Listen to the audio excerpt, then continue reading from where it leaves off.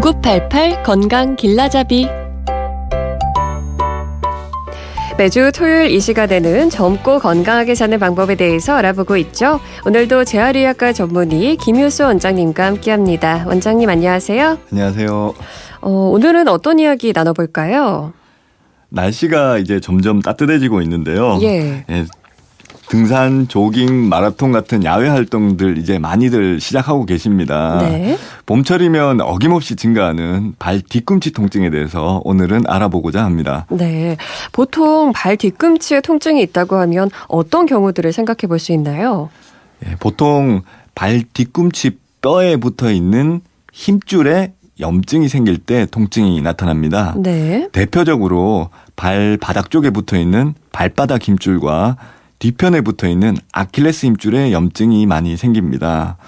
아킬레스건에 염증이 생기면 아킬레스 건염, 발바닥 힘줄에 염증이 생긴 걸 족저근막염이라고 합니다. 네. 족저근막염은 말이 좀 어려운데요. 족은 발족자고요. 저는 바닥저자죠. 네. 그래서 족저는 발바닥을 의미하는 그쵸. 거고요. 네, 거기에 있는 근막. 그 부분은 일반적인 힘줄이 아니라 널 힘줄처럼 되어 있거든요. 그래서 그 부분의 조직 손상으로 염증이 있는 게 바로 족저근막염이 되겠습니다. 그러면 주로 어떤 운동을 했을 때 발 뒤꿈치에 통증이 생기나요? 걸을 때나 뛸 때 보면 발을 디뎌야 되는데요. 예. 이때 이제 종아리 근육이 힘을 써야 됩니다. 이 종아리 근육은 끝부분이 아킬레스 건이 돼서 발 뒤꿈치에 붙거든요. 예. 그래서 아주 많이 디뎌가지고 자꾸 잡아당긴다고 생각을 해보세요. 네. 그러면 결국 그 힘줄이 붙는 부위에 손상이 생기고 네. 염증이 생기는 거죠. 결국은 아프다고 느끼고 병원에 오시게 됩니다. 네. 발바닥도 마찬가지입니다.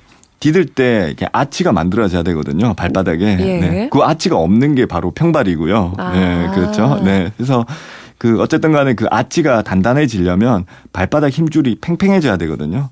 똑같은 거죠. 그래서 결국은 아킬레스 건이나 발바닥 힘줄 모두 발을 디딜 때 많은 힘이 가해지는 거고요.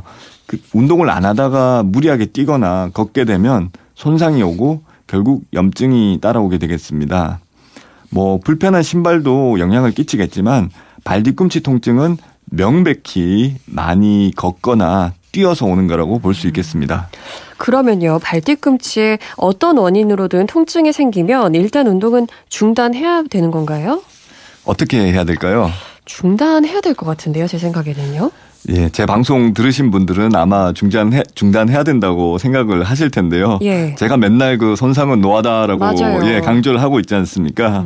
근데 문제는요, 처음에는 운동할 때 아픈 게 아니라 오래 가만히 있다가 첫 발을 내디딜 때 아프거든요. 그러니까 자다가 일어나서 걷는다든가 네. 아니면 오래 앉아 있다가 걸을 때 그렇게 아프거든요.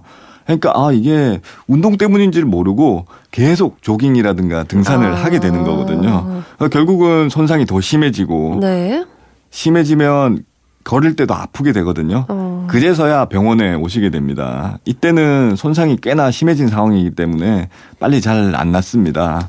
그래서 걷거나 뛸 때 통증이 아니라 네. 어떤 상황에서든 발꿈치 통증이 있다고 하면 운동량을 대폭 줄여서 통증을 일단 먼저 잡아야 됩니다. 네. 그래서 견고하게 나을 때까지는 계속 운동량을 줄여야 되는데요. 조금 괜찮다고 다시 운동하고 하면 통증이 금방 다시 생기거든요. 예. 흡사 왜 불을 끌 때 네. 완전히 안 끄고 약간 잔불을 남겨두면 걔네가 다시 또 맞아요. 시간이 지나면서 다시 타오르죠. 불이 오르죠. 그렇죠. 네, 그런 거랑 똑같습니다.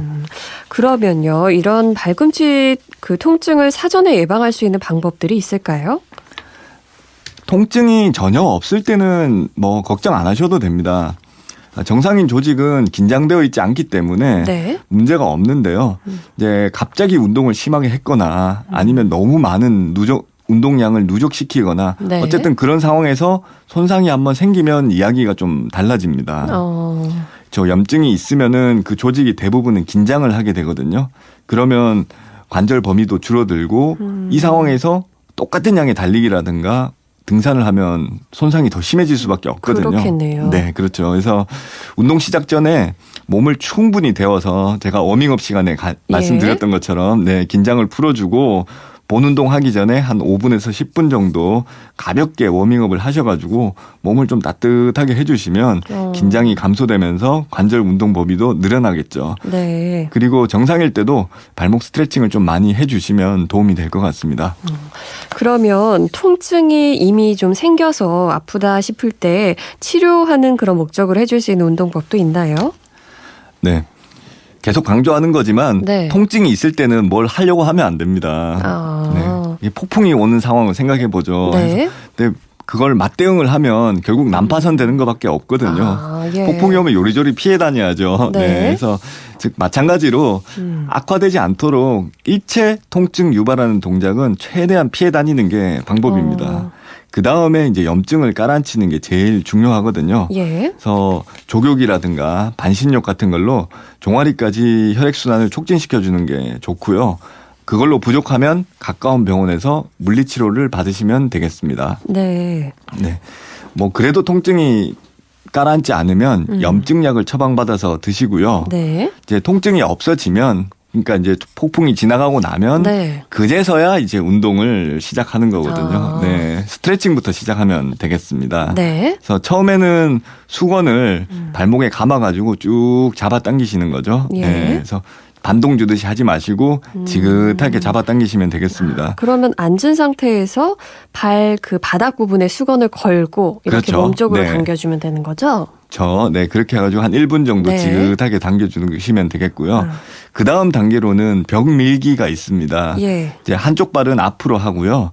아픈 쪽 발은 뒤로 뻗고 네. 그 상황에서 벽을 쭉 밀어주면 뒷발에 있는 네, 발바닥이랑 발 뒤꿈치, 아킬레스건 그다음에 발바닥 힘줄이 쭉 늘어나거든요. 네. 그 상태에서 1분에서 2분 정도 유지해 주시면 되겠습니다. 뒤로 뻗은 발은 그러면 발 뒤꿈치까지 다 바닥에 붙여주고 하는 그렇죠. 거죠? 네, 그게 중요합니다. 발 뒤꿈치가 떨어지면 스트레칭 효과가 떨어지는 거죠. 네. 네. 그다음에 이것도 익숙해지고 나면 네. 그 다음엔 계단을 이용하시거나 아니면 책을 몇 권 쌓아 두시고요.